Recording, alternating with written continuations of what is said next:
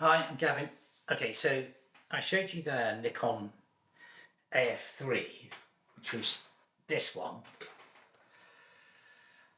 And sort of after they made that, they started to make recreational cameras or sports cameras.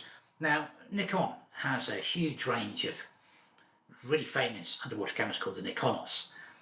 And these were used for everybody like Jacques Cousteau. These were, if you were shooting film underwater, you were using one of their cameras.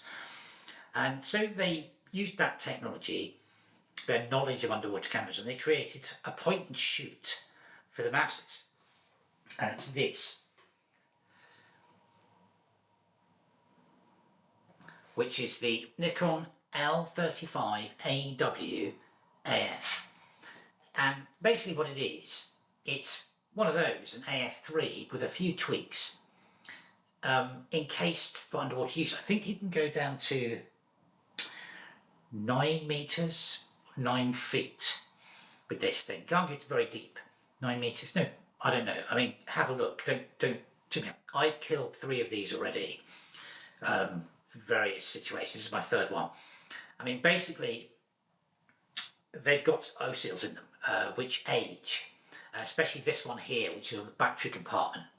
And so what you need to do is you can still buy the Nikonos grease to grease them, to grease the seals. But they're amazing because obviously they're waterproof, aren't they? So you can literally go out in the pouring rain, or the swimming pool, at the beach, and just shoot with them. They've got autofocus as well, so they're great land cameras, and they're really quiet. Hang on, I'll try and do a photograph here with it, and we'll see. You can sort of see how quiet it is.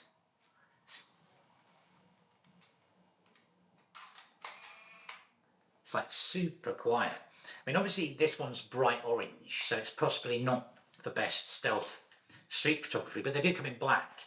They also come in blue as well. But this is great. I take this on holiday all the time. I surf, so fundamentally I've killed 2 in the surf. This is the 3rd one. I've sort of learned my lesson with this, that they're great. They'll take splashes. You can put them in a pool, and you can take them under. The autofocus actually works in a pool. The autofocus won't work in salt water, so you have to. It's got a gauge on the top. When I put it on the table, you'll see there's a gauge on the top, and you can gauge distance, much like you do with the Nikonos cameras. But the AF, because it's the water in a pool is really clear, it does. The autofocus does actually work in the pool. The autofocus is really good on this as well. But no, these are really fun. Obviously, they get flooded by idiots like me that put the wetsuits on, grab them, jump in the water, think they're going to live forever, but they don't. But they're really, really cool cameras. And the things with this, again, like the which one? The AF3, this thing. You have to hack the DX coding if you want to, it's just pure DX coding. You can't change the ISO, so you have to hack the DX coding if you want to shoot film of a strange like ISO that's been re-rolled and stuff like that. I think if it doesn't meet the DX coding, same as the other one, I think it defaults to 200, but that doesn't always work here. But yeah, I mean, there's no filter on the front of this, but you can get those stick-on gel filters. But I mean, it'd probably come off in the water, wouldn't it? But no, I mean, this is great. This thing, I mean, every time one dies, I buy another, and I run out one day. But these things are just great holiday cameras. I wouldn't ever advise changing the film on a beach, because it's quite involved inside to get the film in. And obviously the last thing you want is sand in here. I mean, when I come back out of the water, I always just wash this. The showers on the beaches, you just wash this thing off, because obviously salt water's not great and it will rot rubber. So give it a good wash in a bucket of cold water, fresh water when you get off, much like a normal underwater camera. Anyway, let's have a quick look at it on the table and I come back.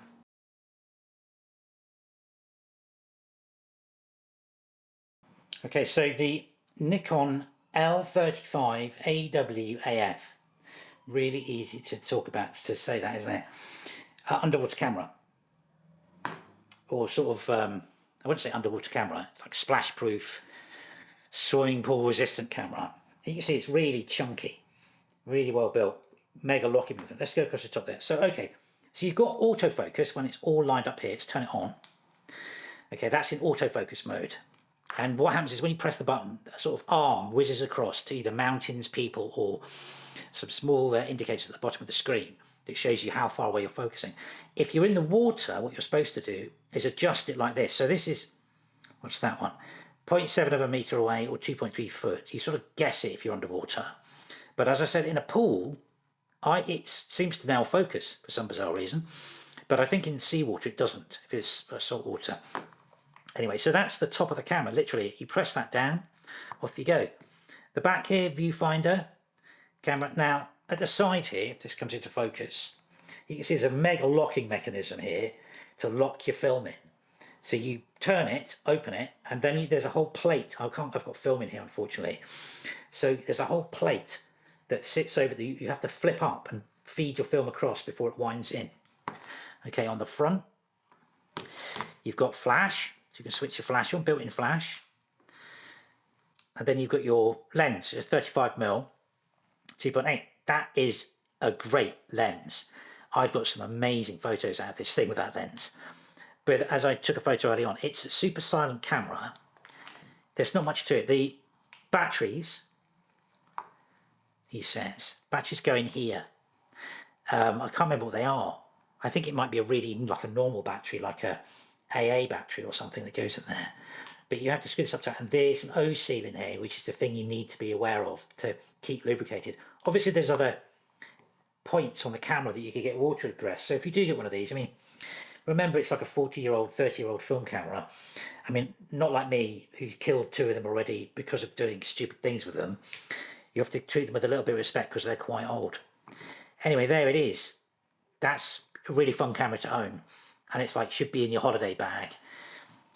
Instead of many of the other things that people tell you should be carrying around when you travel. This will get everything for you, get it well, and it won't get wet. Do you know what I mean? It's a survivor camera. Anyway, there you go.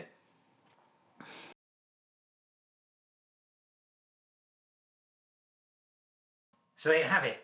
The Nikon AWAF, oh hang on, the top bit, L35AWAF, long name designation.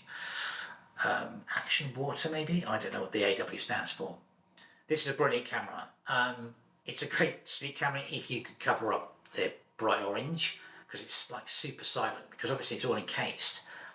It's really robust. Great for if you want to go out and it's pouring with rain and take photographs. I mean, the last thing you want to do is take a Contact T2 or whatever camera's in fashion at the moment into pouring rain. But you can take this. I stuck this.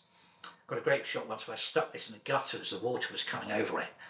So you can do all sorts of fun things with these cameras because they're totally environmentally safe. You know, it's not going to get drenched or flood. Well, they will. I mean, yeah, be careful with them if you get them. You know, dip it in the pool, take a photograph, or dip it underwater, take a photo. I wouldn't leave them in the water too long. That's how my other 2 got killed. I had one attached in a backpack and I was swimming and I dived down, and I think that's when the seals blew on it and killed it. But yeah, but these are great. These are great fun. Out of all the film cameras I own, you know, when you go on holiday, this always comes with you because it's like literally not, you know, it's impervious to the weather. It's quite rare for a film camera. Anyway, okay, thanks for watching.